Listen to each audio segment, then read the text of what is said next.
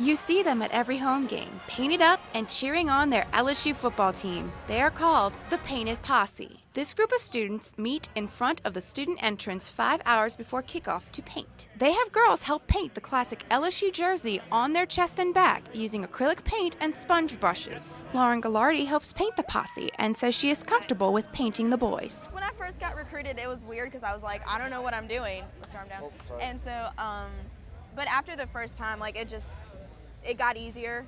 Clint Raspberry explains the slogan that they paint on their chest is decided unanimously amongst posse members. Like we say a lot of them, then all of a sudden you hear one and just like that clicks. Like that is exactly what we want. LSU fans recognize the Painted Posse as a staple in LSU's school spirit. During the game, the posse sits in the same front row bleacher that the original Painted Posse sat in years ago. After the game, they take a refreshing dip in Dodson Fountain. LSU student Chad Rowe says it's a bonding experience. When you're in the fountain, you're washing off with each other.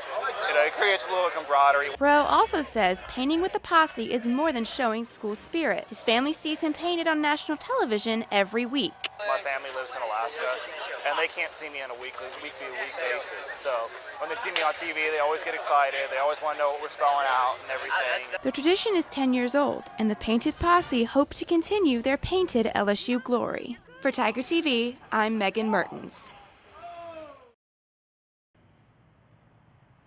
The LSU Nicholson Development Project will introduce businesses and replace housing for families and graduate students on the area between West Chime Street and Walk-Ons on Burbank. Executive Director of the project, Steve Waller, explains why this is the perfect time to begin the development. That there's a lot of opportunities out there for resources that are not student-based resources. Waller has already collected a wide variety of ideas for Nicholson Drive. And they range from a bowling alley to a theater. So I don't know of an amphitheater. Okay, an amphitheater to a gazebo.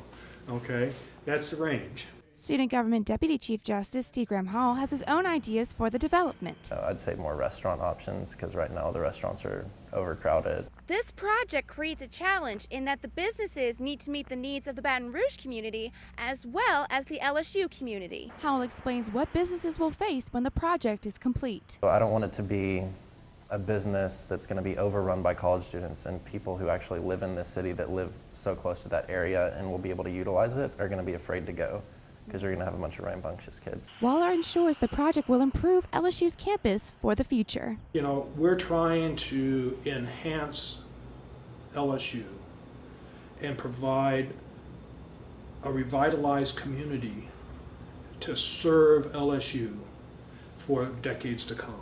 Howell says students should voice their opinions because this will affect every student attending LSU. So this could be either something really good that happens or something that really bad that happens. For Tiger TV, I'm Meghann Mehrtens.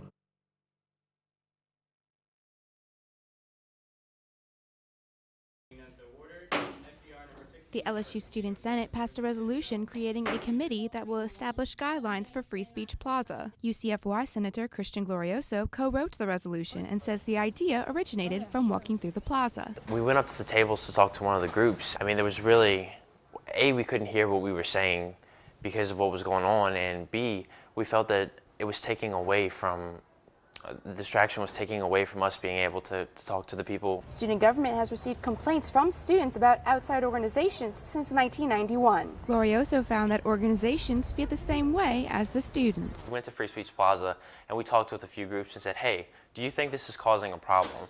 And the majority of them, probably all of them, said, yeah, we think it's causing a problem for us. Media law professor Dr. Aaron Coyle says that when establishing guidelines, one needs to be careful when dealing with free speech. And what's very challenging when creating guidelines is to create guidelines that only pertains to those categories of conduct, rather than limiting protected speech. The ultimate goal for these guidelines is to create an even playing field for organizations to get their messages to the students. I think that's the most important thing that we're dealing with here, is not so much an issue of free speech as it is an issue that everybody deserves a chance to be heard.